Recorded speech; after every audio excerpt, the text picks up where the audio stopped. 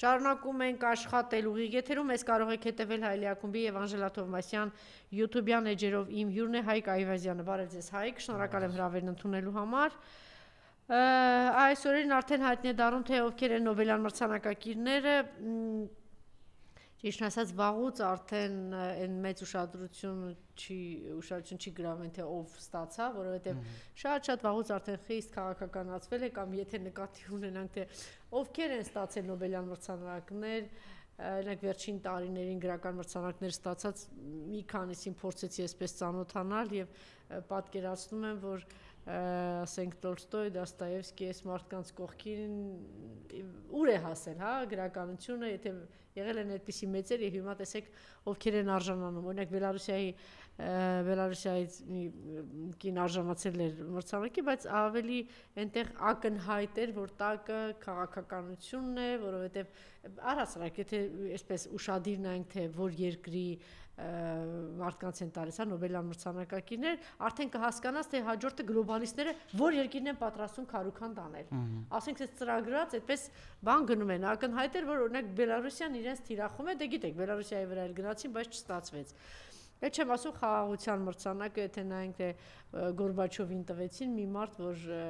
հիմք դրեց մի ամբողջ մեծ կայսրության փլուզման, բայց մարդը ժամանակին արժանացավ Նոբելյան մրցանակի, այն մարդը, ում իշխանության գալուց հետո ամբողջությամբ փլուզվեց կայսրությունը եւ միանգամից 10 քանի կետերում պատերազմներ ծագեցին եւ իշար պատերազմներ միջև հիմա այս կամ այն կերպ շարունակվում են։ Հիմա էլ այս օրերին արդեն հայտնի է դառնում,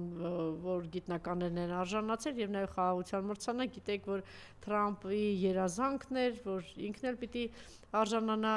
Նոբելյան մրցանակի, դե շատերն ասում են, որ Օբամայից հետո ինքը տենց բան ոգևորված է, նույն Օբաման, որ բանը չեր զլանում հրթիռները այս կամ այն երկիր ուղարկել, բայց չգիտեմ ինչ է հրթիռները հետո վերածվում են իրենց մոտ, ինչքան պայթուն, ինչքան մա, ինչ որ sense բաների է վերածվում, էլի խաղաղության հրեշտակների է վերածվում, բանի տեսքով, Նոբելյան մրցանակի տեսքով։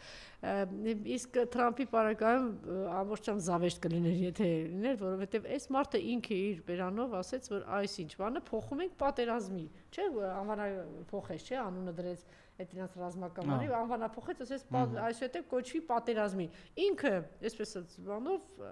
առանց որևէ պարտադրանքի կամովին ընդունեց, որ այս մարդը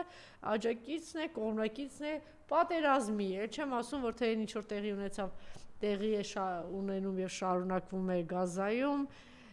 իրենք են ընդունում, որ այսօր երկու ցեղասպան երկիր կա Իսրայելը եւ Միացյալ Նահանգները, որ ամեն կերպ աջակցեցին, որ ցեղասպանությունը Իսրայելին աջակցում են, որ շարունակվի, հիմա էլ իբրև թե այնտեղ խաղաղություն է, ես չգիտեմ, կա ինչ որ մեկը, որ հավատում է այդ խաղաղության։ Սա գիտեք, քանի անգամ այդպիսի պայմանավորվածություն եղել,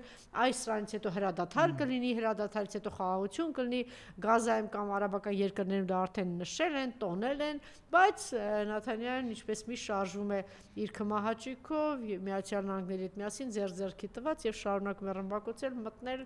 ավիրել, հարձակվել եւ ցեղասպանել։ Այնպես որ այս անգամ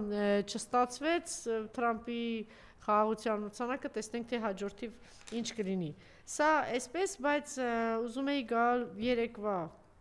այս հանդիպումից, բավականին տևական ժամանակ էր, լարվածություն կար Ռուսաստան եւ Ադրբեջան, ասում են, որ այստեղ բավականին թույլ էր Ռուսաստանի գործողությունները, բան, որովհետև ծանր վիճակում է, 59 երկրի հետ պատերազմի մեջ է եւ բարեկամ կամ դաշնակից երկրների հետ նոր թշնամության գնալը այնքան էլ ճիշտ չի եւ ծանր կարող է արժանալ Ռուսաստանի համար։ Ինչևէ, երեք կայացավ այդ հանդիպումը Ալիև եւ Պուտին, ինչ որ հարցեր էին քննարկում, մեկ ժամ քննարկում է եղել եւ իսկորեն ասաց, որ ամենակարևոր հարցերին անդրադարձել են։ Ես ուղղակի ուզում եմ մեջբերում անել, կարծեմ բավականին տեղի ուներ, հետո դրանից հետո արդեն դուք կմեկնաբանեք այս հանդիպումը, ընդհանրապես ինչ է տեղի ունենում Ռուսաստան եւ Ադրբեջան, երեք ինչ տեղի ունեցավ եւ ինչ նոր զարգացումների կսպասենք, խնդրեմ դրա մասին խոսել, բայց մինչ այդ հետաքրքիր է ուշագրավ հայ ժողովրդի իրականում մեծ բարեկամ Զատուլին, դե գիտեք, իրական հայերին թույլ չէ տալիս մտնել Հայաստան, նրանց թվում նաեւ Զատուլինին եւս բան է թույլ չէ տալիս որ մտնի Հայաստան, Նիկոլի հրամանով երեք ինչ է ասել, Ալիևին ձեռնտու էր ժամանակավորապես իրեն հեռու պահել Ռուսաստանի Դաշնությունից Փաշինյանի եւ Թրամփի հետ բանակցություններից առաջ ասել է Զատուլինը, այսինքն Ալիևը ստացավ իրենը, ստացավ մեր տարածքները, այնտեղ Թրամփի անունը կդրվի ճանապարհի վրա, մենք իրականում ոչինչ այնտեղից չենք ստանում, ես կարծում եմ, որ Ռոբերտ Քոչարյանը փայլուն բացատրեց թե իրականում ինչ է տեղի ունենում այս միջանցքի հետ կապված, իրենից առաջ նույն կերպ փայլուն նաև բացատրել էր Հրանտ Բագրատյանը, բայց քանի որ իրենք տաղանդավոր մարդիկ են, պետական մարդիկ են, իրենք նաև լուծումներ էին առաջարկում, օրինակ շատ կոնկրետ բան լուծումներ առաջարկեց Ռոբերտ Քոչարյանը, դե գիտեք ում է ասում, այս լուծումները առաջարկեց նրա համար սիրելի հայրենակիցներ, որ մենք կարողանանք թուրքական ուժերից ազատագրվելուց հետո հավատանք եւ վստահենք, որ կան այս երկրում մարդիկ, որոնք իզորու են անգամ այս ողբերգական ծանր վիճակում, որ մեզ գցել են Նիկոլ այս թուրքական ուժերը, դեռ ելք կա, դեռ ժամանակ կա, գուցե մեզ ընդամենը 6 ամիս է մնացել, 8 ամիս չգիտեմ, բայց այնուամենայնիվ կա, այսինքն մենք դեռ սթափվելու տեղ եւ ժամանակ ունենք։ Եվ այսպես սրա մասին է ուզում դուք խոսեիք եւ այս ընթացքում այո Ադրբեջանը կարողացավ վերցնել կարողացավ այդ թուղթը ստանալ թեպետ ես շատ հաճախ եմ իրենց մեջբերում անում Ջեֆրի Սաքսը ասես ծիծաղելի է մտածել որ այս ամենը արվում է զուտ նրա համար որ իբրև թե Թրամփը Նոբելյան մրցանակ ստանա դա 1000-րդական հարց է սա խորքային ամերիկյան պետության քաղաքականությունն է գար եւ վերցնել այն տարածքը, այն հատվածը, որ միշտ եղել է, այսպես ասած, Ռուսաստանի հսկողության տակ եւ իրականում իրենք հասան դրան։ Հիմա շատ ավելի խելոք է Ալիևը, շատ ավելի խորամանկ էր Ալիևը, թե հիմա ուղղակի շատ ավելի ծանր վիճակում է, թշվառ վիճակում է, խեղճ վիճակում է Ռուսաստանի Դաշնությունը, որ այս ամեն ինչը կուլ տվեց եւ Արցախի կորուստը, իհարկե Նիկոլը վաճառեց, բայց այնուամենայնիվ եւ Արցախի կորուստը եւ հիմա Հայաստանի տարածքներն են վերցրել, հիմա արդեն պատրաստվում են այդ մեր տարածքից վերցնել ամբողջ հետո Սյունիքը հիմա Մեղրին են պատրաստում վերցնել եւ մենք ինչպես Ռոբերտ Քոչարյանը նկատեց 0 շահ ոչինչ այս ամեն ինչից մենք չենք շահել, ել չեմ ասում որ կարող են այս սահմանը փակել եւ մեր ճանապարհը կտրել Իրանից, սա շատ կարեւոր է։ Իդեպ Ռոբերտ Քոչարյանը հրաշալի բան առաջարկներ արեց, որ որտեղից կարող են գումար գտնել եւ պնդել, բանակցել, պահանջել, որ մենք այդ երթուղի եթե երկաթգիծը շարունակի, մենք կարող ենք շահեկան վիճակում հայտնվել եւ կապ ունենալ դեպի Իրան եւ դեպի Ռուսաստան։ Խնդրեմ, ծանր վիճակում է Ռուսաստանը, որ այս ամենով հանդերձ նորից հանդիպեց եւ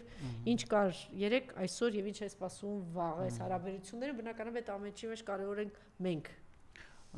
Շատ կարճ երկու բառ Նոբելյան մրցանակի մասին, միահակ միամտություն է կարծել, որ Տրամփի քաղաքականությունը ուղղված է ոչ թե ԱՄՆ համաշխարհային գերիշխանությունը պահպանելու, այլ Նոբելյան մրցանակ ստանալու համար։ Այսինքն Ջեֆրի Սաքսը ճիշտ էր։ Այո, հիմա Ռուսաստանի ձեռնտու կլներ, որ Տրամփը ստանալ Նոբելյան մրցանակ օրինակի համար, որտեղ այդ քարոզչական թեզը կպայթեր։ Ասեն դե ստացար, հիմա այդ հետ քաշվի։ Չէ, այդ հիմքով էլ քարոզություն չի կարող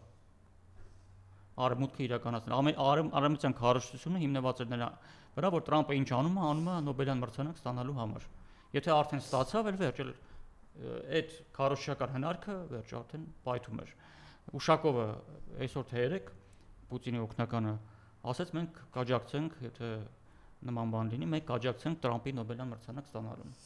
Ռուսաստանի ձեռնտու կլներ, որ այդ քարոզչական թեզը պայթեր, բայց Ամերիկան միամիտ չի, որ Տրամփին Նոբելյան մրցանակ տան։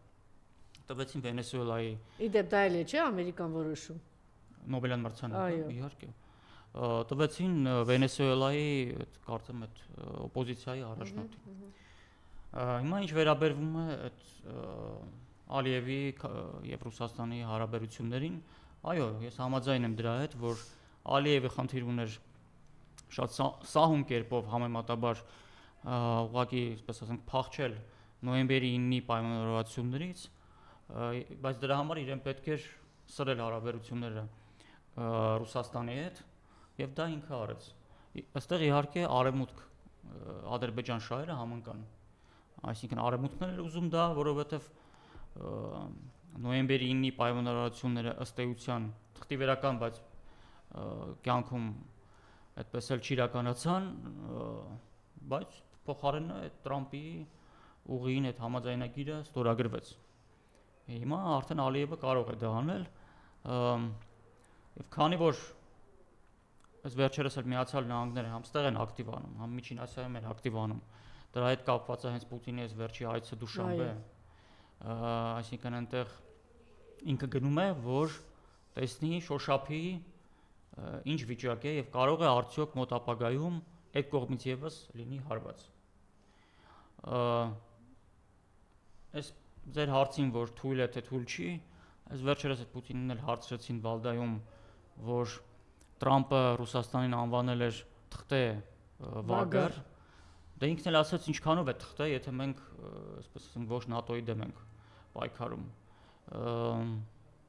Տենց է, պատերազմի մեջ միշտ պաշտպանվողը ինքը ժամանակավորապես լինում է, որ որոշ ուղղություններով թույլատնում է իր պայքարը, որովհետև ունի ավելի կարևոր ուղղություններ։ Ասենք օրինակ, չգիտեմ,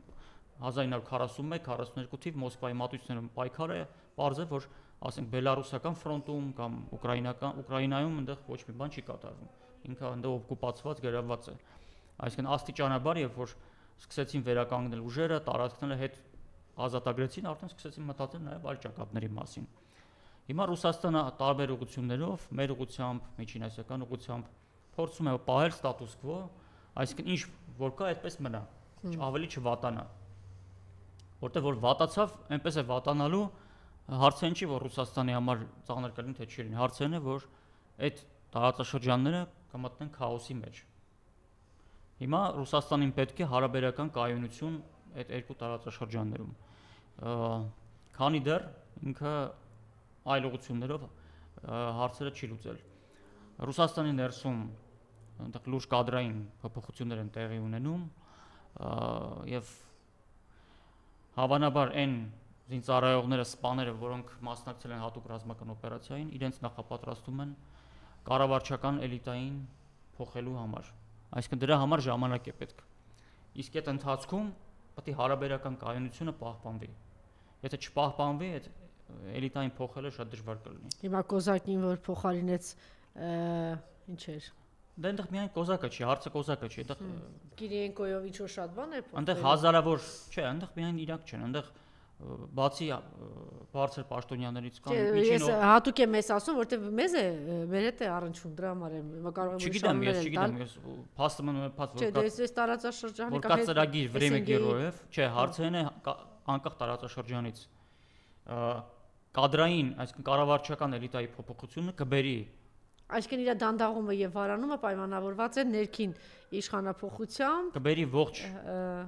ռուսական պետական քաղաքականության փոփոխությանը բոլոր ուղղություններով։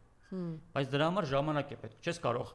ասենք, կառավարչական էլիտային ուղարկես դու մի օրում, բայց տեղը ոչ մեկին չբերես։ Պետությունը կփլուզվի այդ ժամանակ։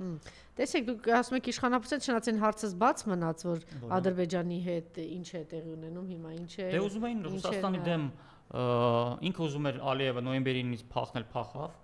Արևմուտքը իր շահերներ սպասարկում ստացավ, այսինքն Տրամպի ուղին։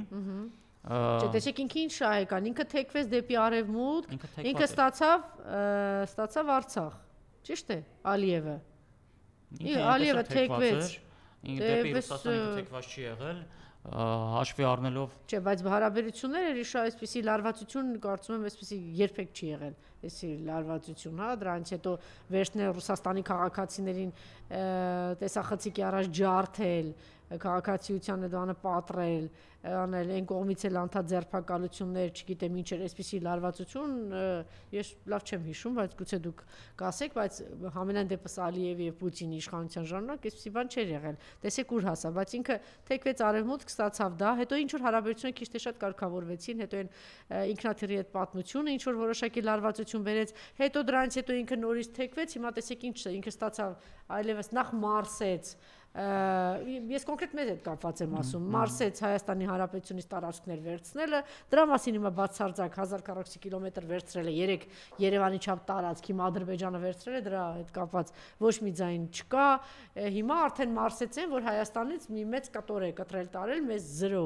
ոչ մի բան մենք չենք ստանում, սա էլ Մարսից հիմա նորից գնացել է դեպի Պուտին։ Չէ, դեպի Պուտին չի գնացել, ինքը ոնց կար արևմուտքը այնպես էլ մնացել է, այդ ռուսներին ջարդել է, դեպս արևմուտքից են պահանջել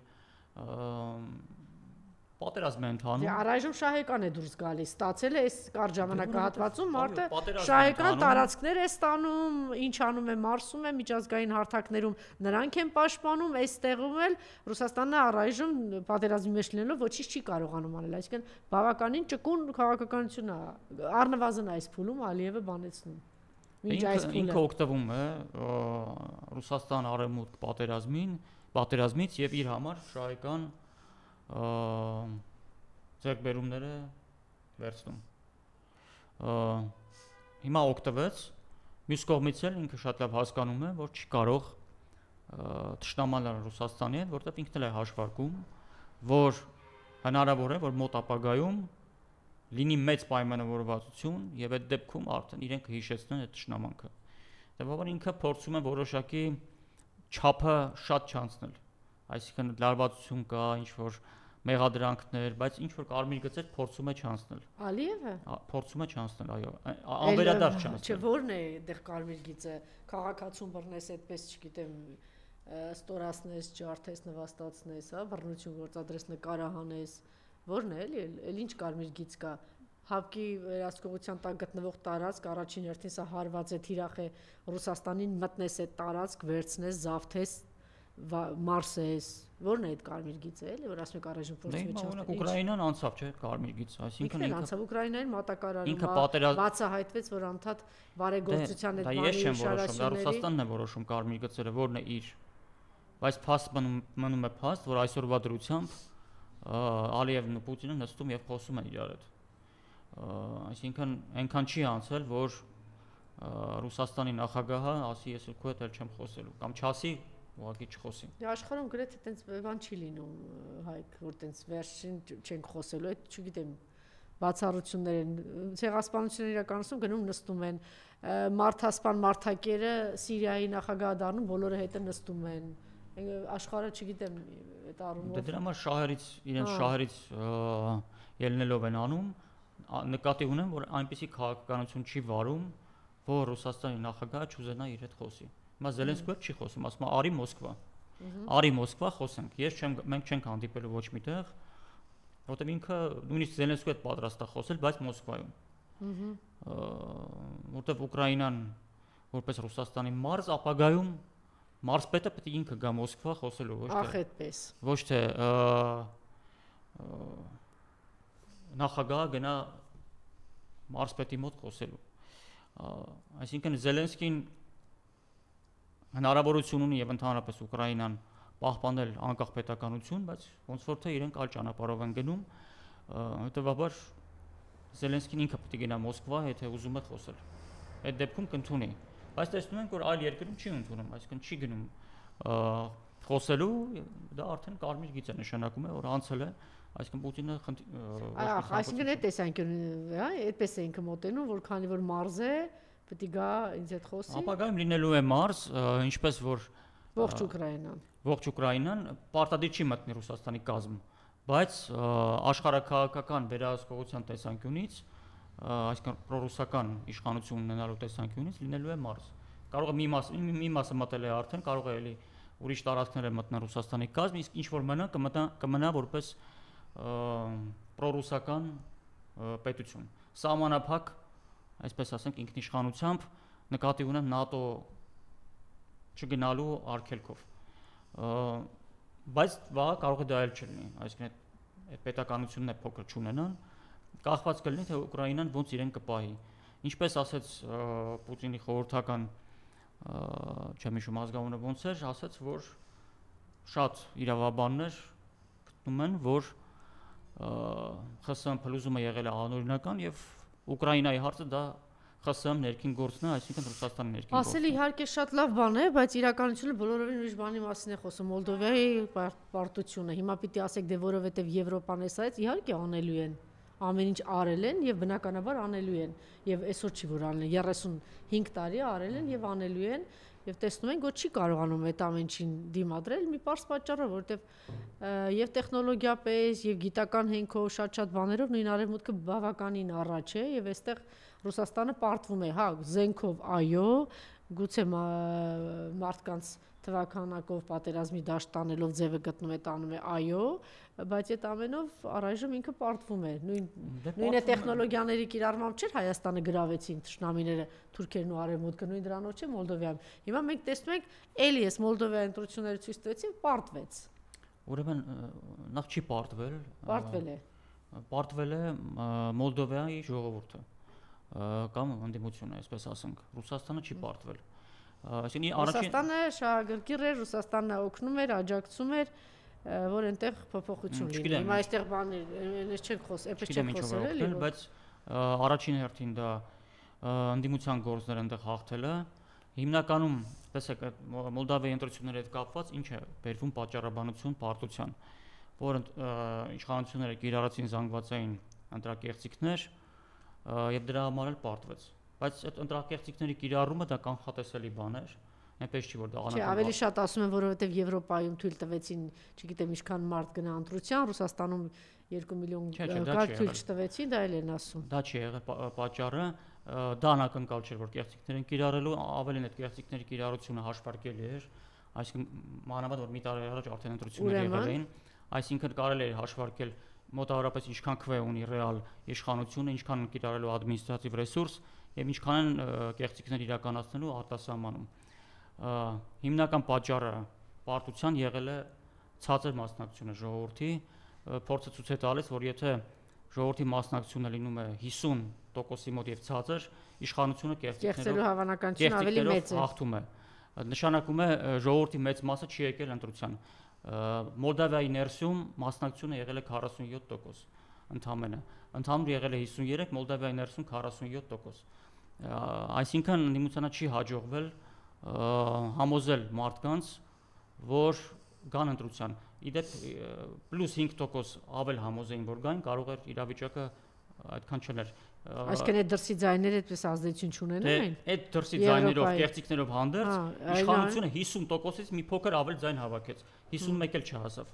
Այդ նշանակում է, որ պլյուս 5% գոնե ավել այդ ձայն կարողանային համոզել, որ մարդիկ գային ընտրության եւ դե որ գային ընդդիմությանն են քվեարկելու բարձր չկողմնորոշված մարդուն, երբ որ համոզում ես, եթե ինքը իշխանության կողմը չի, բայց կողմնորոշված էլ չի, ինքը եթե գալիս է ինքը ընտրում է ընդդիմությանը սովորաբար։ Չկարողացան համոզել։ Հիմնական պատճառը դա է։ Եվ եթե Հայաստանում լինի ընտրություններ, իշխանությունը կեղծիքներով վրա հույսը չի դնելու։ Այդ դա անելու է, բայց դրա վրա հույսը չի դնելու։ Ինքը դնելու է ցածր մասնակցության վրա, որովհետև ցածր մասնակցության դեպքում այդ կեղծիքները, ադմինիստրատիվ ռեսուրս եւ մյուս բոլորը արդյունք են տալիս։ Վրաստանում օրինակ, չասեմ որ շատ բարձր եղավ, բայց իրենք կարողացան իշխանությունները իրենց ճիշտ արտաքին քաղաքական հռետորաբանությամբ մոտ 60% մասնակցություն ապահովել։ Այդ 60%-ը իրենց թույլ տվեց 51% իշխանություն կամ ավելի ձայն հավաքել։ Հետևաբար ստանդարտ քարոզարշավով, չգիտեմ, արդարություն, սոցիալական արդարություն, իրավահավասարություն, չգիտեմ, թոշակների բարձրացում։ Առայժմ մենք ընդդիմությունից դա ենք տեսնում, մեր ընդդիմությունը ստանդարտով չես համոզի տանը նստած մարդուն, որը որ անտարբեր է, գալ ընտրության։ Տանը նստած մարդը պետք է վտանգ տեսնի իր ընտանիքի ապագայի համար, որ գա ընտրության։ Իսկ ստանդարտ քարոզարշավով իրեն չես համոզի։ Ընդդիմությունը գնաց ստանդարտ քարոզարշավով։ Ես ասել եմ դրա մասին։ Մոլդովայում, հա։ Անցած տարի ինչու պարտվեց ընդդիմադիր առաջնորդ Ստոյանոգլը կար։ Ինչու պարտվեց։ Որտեվ երկու փուլ էր նախագահական։ Առաջի փուլում նախագահանի հետ միասին կար նաև եվրոինտեգրման հանրակրվե, այսինքն սահմանության փոփոխություն անեն, որ գնան եվրոինտեգրում։ 740,000 մարդ ասել է ոչ եվրոինտեգրմանը այդ ընտրությունների ժամանակ, այդ քվեարկության։ Ընդդիմադիր առաջնորդը գնում է մտնում է ընտրատեղամաս, դուրս է գալիս, լրագրողները շրջապատում են, հարց են տալիս, մեկ էլ ինքը ասում է, գիտեք, ես չեմ մասնակցել եվրոինտեգրման քվեարկությանը, բյուլետենը չեմ վերցրել, եւ ընդհանրապես ես դեմ չեմ եվրոինտեգրմանը։ Այդ որ լսեցի, ասի վերջ, երկրորդ փուլում սա պարտվելու է։ Դե որտեվ եթե 740,000-ից բանակ ունես հետևդ, որ ասում է ոչ եվրոինտեգրմանը, դու գնում ես ասում ես դեմ չեմ դրան, դե պարզ է որ պարտվելու ես։ Ինքը պետք է ասել ոչ միայն դեմ եմ, այլ ես գնալ տանում եմ ձեզ այս եվրոինտեգրման լծից ազատագրելու։ Այդ որ ասել այդ 740-ներ կգար, դրանից ավելի կգան։ Իհարկե դա պետք է գիտականորեն, փորձակցական։ Հիմա այդ կարող ենք պրոյեկտել որ մերոնք է, եթե տենց կատեգորիկ չեղան, որ ասեն Եվրոմիությունը մեզ տարավ Արցախը տարավ գերեզման։ Արցախը հայաթափության, ուրեմն մենք այս փուլում էսպես, չգիտեմ, այդ եմ ասում, դա այդպիսի անդիմությունը պետք է այդ կոչերով գա, ասենք ասի Թրամփի այս բանը, ճանապարհը սա Հայաստանի կործանման երկրորդ փուլն է, շրջափակում, կործանում եւ այլն, այդպես պիտի լինի։ Կոչը դա, ասենք Ես հույս չունեմ, որ մեր ընդդիմադիրները դրանով կառաջնորդվեն։ Կոչը հրապարակում ելույթ ունեցողների համար է։ Այդ ամեն ինչ ոչ միայն կոչերով, նաև գիտական, փորձագիտական, քաղաքական, տնտեսական, բոլոր ռազմական, բոլոր մակարդակներում դա պետք է լինի, այսինքն տեսեք, Ռոբերտ Քոչարյանի հարցազրույցը որ լսում էինք, ինքը մի քանի օրինակներ բերեց ողջամտության, որ ոնց է եղել, ինչպես օրինակ, ասում էր, որ հազարամյակի մենք այսինչ օրինակ ատոմակայանի մասին խոսեց, որ ինչ էին պահանջում, օրինակ խոսեց Իրանի հետ գազատարի հետ կապված որ կառուցվել է, ասում է դե մեզ Միացյալ Նահանգներից տարբեր պաշտոնյաներ, տարբեր կանալներով ամեն կերպ հասկացնում էին, որ չպիտի դա կառուցվի, բայց մենք դիվանագիտորեն հասանք նրա, որ կառուցվեց, ընդ որում այնպիսի հարաբերություն պահեցինք Միացյալ Նահանգների հետ, որ հազարամյակի մարտահրավերի մեջ ամենամեծ գումարը ստացել է նախագահներից Ռոբերտ Քոչարյանի ժամանակ եւ նա է կարողացել, այսինքն ըստ էության ասում են, որ փայլուն դիվանագիտություն է բանեցվել եւ նա ատոմակայանի մասին էր խոսում, ասում էր ակնհայտ էր, որ Եվրոպան մեզ օրինակ ասում էր, այս ծրագիրը կանենք, այսքան գումար կտանք, դուք ավելի փոքր եսի ինչ կարող եք կառուցել, դրանից ստանալ, բայց ատոմակայանը փակեք, այսինքն մեզ էլ ասում չէ, մենք հասանք դրա, որ հասկանում ենք, որ դա ինչ վտանգավոր բան է մեզ համար, բայց նաեւ այսպես ասած Եվրոպային հարաբերությունները չփչացրեցինք մնաց, բայց մենք նաև հասանք դրա, որ այդպես էլ չփակեցինք եւ հիմա էլ վտանգների մասին է խոսում, ասում է հիմա էլ այդ պահանջում են, Նիկոլը գնում է դրան եւ եթե դա փակվի անհեթեթություն է, ինչ որ բան կառուցելու մասին էր նոր, ասում է դա միայն Ռուսաստանի Դաշնությունը կարող անել, առայժմ չգիտեմ առաջիկա տարիներին կլինի թե ոչ։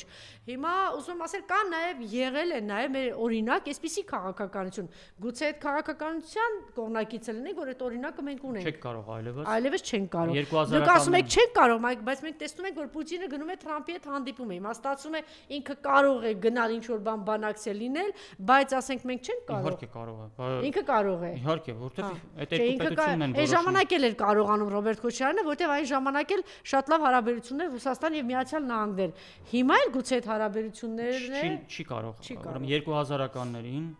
նախ աշխարհակահաղական վիճակը հանգիստ էր, աշխարհը ԱՄՆ եւ դաշնակիցների լծի տակ այսպես ասենք ապրում էր եւ թալանվում էր, այսինքն որևէ մեկը չէր ընդվզում արևմուտքի դեմ, առաջի անգամ ընդվզումը եղավ 2007 թվականին, արդեն Ռոբերտ Քոչարյանը գնում էր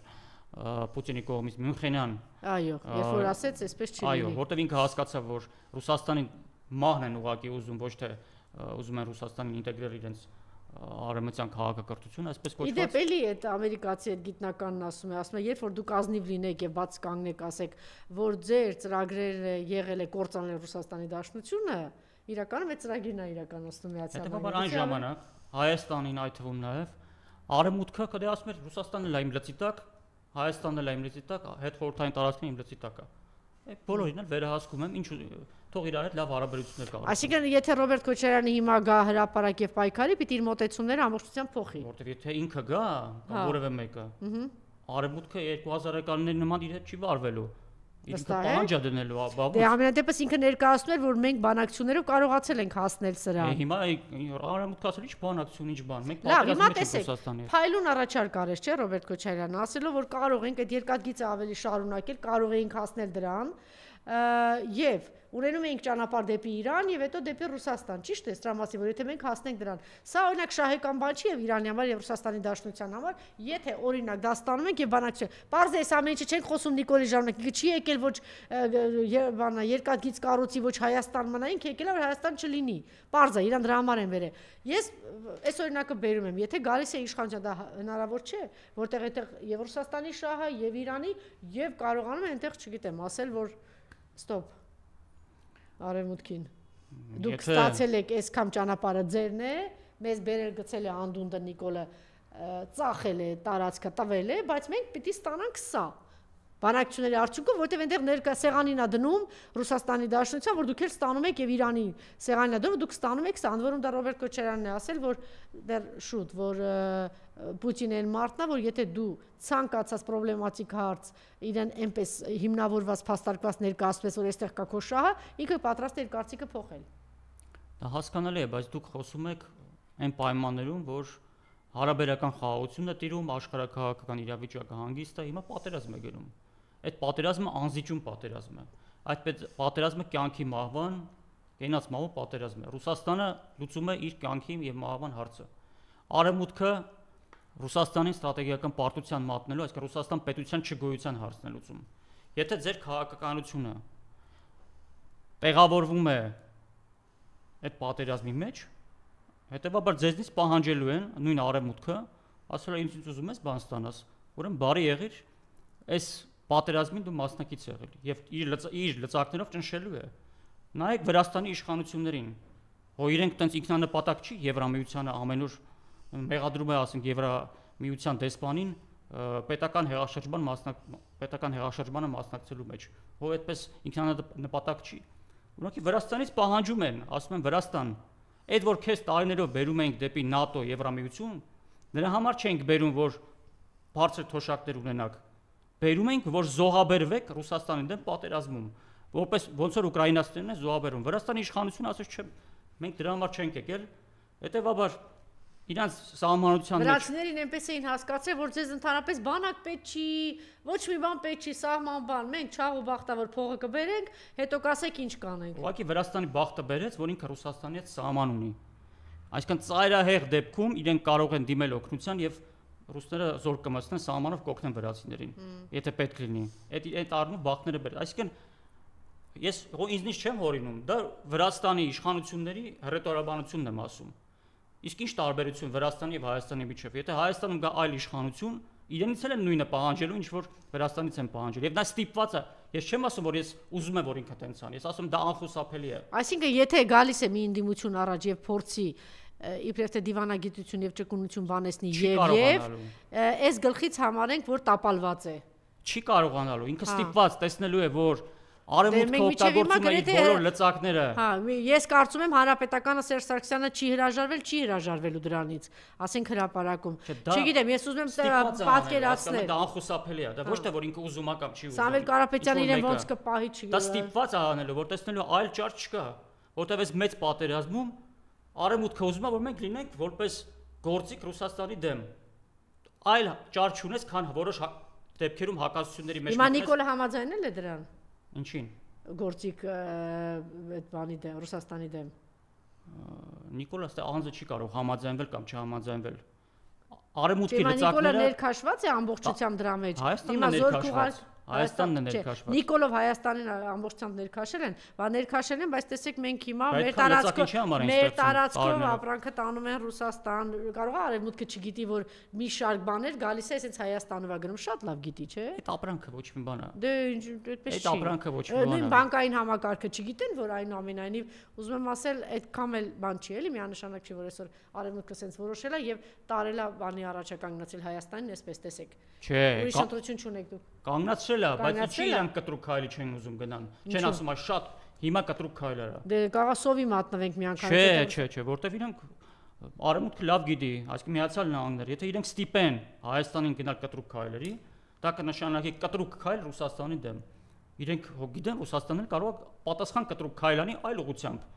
Դրա համար իրենք ուզում են կամաց Մոլդովայի հետ կապված ինչի՞ չի անում Ռուսաստանը։ Ինչ անի։ Էլ ինչ կտրուկ քայլեն արևմուտքի ինչ հնարավոր է անում է։ Իսկ Մոլդովայում ինչ է կատարվել։ Տեղի ունեցել օրինական ընտրություններ։ Չէ, առասարակ Մոլդովան ամբողջությամբ թեքվել է դեպի այն կողմ։ Ինչ անում Ռուսաստանը։ Զորք չէր մտցնել Մոլդովա։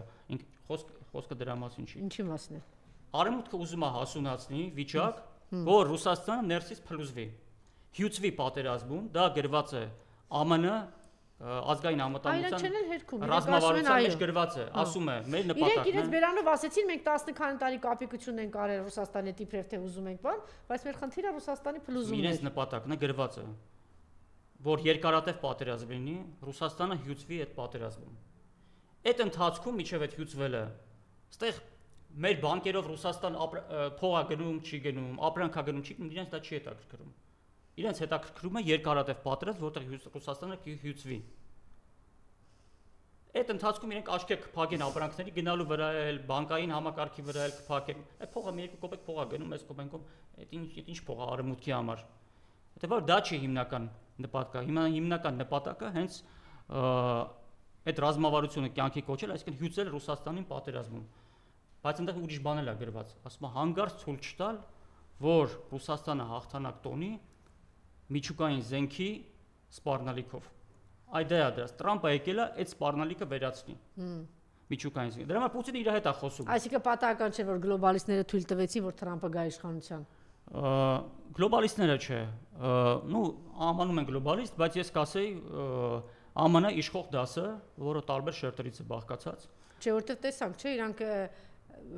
հիմա նոր է բացահայտվել, չգիտեմ, ես վերջերս որ ելույթի հանդիպման ժամանակ ելույթին երիտասարդին Թրամփիստին գնդակահարեցին, հիմա բացահայտվել է, որ այս մարդը ինչ որ արշավ էր ուզում սկսել net Իսրայելի դեմ Նեթանյահուի, այսինքն իրենք ձևը գիտեն, տեղում կգնդակահարեն, չես լինի։ Պուտինի օգնականը Ուշակովը ասաց, որ այն իմպուլսը, որ ստացվել էր Ալյասկայում Թրամփի եւ Պուտինի միջև սպառված է։ Այո, ասաց այն իմպուլսը, որ ստացվել էր Ուկրաինայի հարցի շուրջ, որը կար, դրական այլևս սպառված է, որտեղ Տրամփը արդեն խոսում է այդ տամագավկերի բատակարարման մասին։ Այնպես որ էսկալացիան դեռ արժևում է։ Իդեպ Ռուսաստանում կային խելոքներ, որ ի սկզբանե ասում էին այդ հեքիաթներին Տրամփի չհավատալ Պուտինին, փաստորեն Պուտինն էլ է մեկ-մեկ հավատում հեքիաթների։ Չէ, Պուտինը ոչ մի բանին չի հավատում։ Հավատում, ինչի ոգևորված էին Տրամփով։ Այդ առաջին ալիքի վերլուծական բաները նայեք, տեսեք ինչ գիծ է գնում Տրամփի գալով ինչ ոգևոր։ Պուտինը ինչ կապ ունի։ Այսինքն դու կարծում ես, լավ, առաջին ալիքով ինչ որ գիծ կարող է զարգացնել առանց Կրեմլի։ Իսկ որտեղ եք տեսել, որ ասենք երկու հակառակորդ պետությունների զորքերի գեներալները բացեիբաց իրենց մտադրությունների մասին ասեն։ Իհարկե իրենք քողարկում են իրենց մտադրությունները եւ հասկանալով հակառակորդի մտադրությունները դրա մասին չեն բարձրաձայնում։ Իհարկե պետք է դրա ժամանակ է պետք։ Պուտինը ժամանակ է ձգում, ինքն էլ է նախապատրաստվում այդ ամեն ինչի։ Հիմա ինչի է նախապատրաստում եւ մենք այդ նախապատրաստման ավարտում ենք արդեն ինչին է նախապատրաստում, այդ նախապատրաստման ֆոնին մենք Հայաստանը որտեղ է։ Էսկալացիան մեծանալու է, Արևմուտք Ռուսաստան պատերազմը թեժանալու է, որը իր արտացոլում է գտնելու մյուս բոլոր ուղղություններով։ Սրանով չի ավարտվում, սա դեռ սկիզբն է։ Այնպես որ ինչպես ասում են գոտիները ամուր ձգենք եւ սպասենք, որտեղ հարված է լինելու բոլոր ուղղություններով Ռուսաստանի նկատմամբ, այդ թվում նաեւ իր դաշնակից եւ հարևան պետությունների միջոցով։ Իսկ ինչ վերաբերվում է, ավարտում եմ արդեն, ինչ վերաբերվում է այդ իմ ասած ընտրությունների հետ կապված այդ Մոլդովայի եւ Հայաստանի, հարցը այն չի, որ երբ որ Հայաստանում սկսեն արևմուտքի նկատմամբ բաները կոչել իրենց անուններով, ապա հաջորդ ընտրությունները միանգամից կհաղթեն։ Այդ չի հարցը։ Հարցը այն է, որ դրանով կսկսվի process Հայաստանում,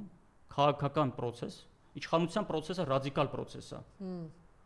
Դրան դիմակայելու համար պետք է հակընդդեմ ռադիկալ process։ Օբյեկտիվ է այդ ռադիկալությունը։ Այնպես չի, որ ինքնանպատակ sense դրել արևմուտքին կլնգում ենք։ Օբյեկտիվ process է։ Այսինքն չես կարող մեղմ այդ բալանսավորված քաղաքականությամբ դիմակայել իշխանությունների ռադիկալ դեպի եվրոինտեգրում տանելու process-ին։ Չես կարող, հնարավոր չի։ Եվ կյանքը դա ցույց կտա, որ հնարավոր չի։ Մոլդավիային դա ցույց տվեց։ Մի տարվա մեջ իրենք դրանից Չնայած ինքը այսպիսի օրինակներ բերեց երկրորդ նախագահը, որ տեսեք ինչ շահեկան ոնց են կարողացել բանակցություններով հասնել, բայց նաև մյուս կողմից ինքը ներկայացրեց այսօրվա Եվրոմիության թշվառ վիճակը, ասես տեսեք Եվրոմիության ղեկավարները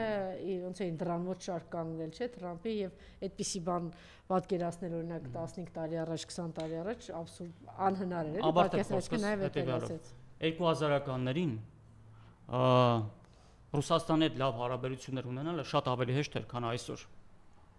Այն ժամանակ արևմուտքը դա թույլ էր տալիս։ Ոչ միայն այն ժամանակ, նաև 33 տարի։ Այսօր այս թեժ պատերազմի, որ կենաց մահու պատերազմ է գնում, արևմուտքը դա այլևս թույլ չի տալու։ Ով ուզում է գա իշխանության։ Արևմուտքը պահանջելու է, ասելու է՝ դու պետք է միանաս իմ ճամբարին Ռուսաստանի դեմ։ Սպառնալու է ամեն ինչով։ Սանկցիաներով, ֆինանսական, տնտեսական, ռազմական, բոլոր բնույթի։ Եվ այդ դեպքում ցանկացած իշխանություն, որը գա, ինքը ստիպված ալնելու հակասությունների մեջ մտնել։ Հիշեք Դմիտրի Մեդվեդևի ասածը մի քանի տարի առաջ։ Ասում էր ինչով այս ամեն ինչը ավարտվելու վերջի կետը։ Ասում էր հարգանք այն պետությունների նկատմամբ, որոնք սուր հակասությունների մեջ կմտնեն արևմուտքի հետ։ Սա սպասվում է, սա անխուսափելի է, ես չեմ ասում, ես ուզում եմ որ տենց լինի, դա լինելու է։ Չի կարող ուրիշ այլ ձև չի կարող լինել։ Եվ դա կլինի հիմքը, որ միայն այդ հիմքով Հայաստանը կկարողանա ապագայում իրական իրավահավասար հարաբերություններ ունենալ նույն արևմուտքի հետ։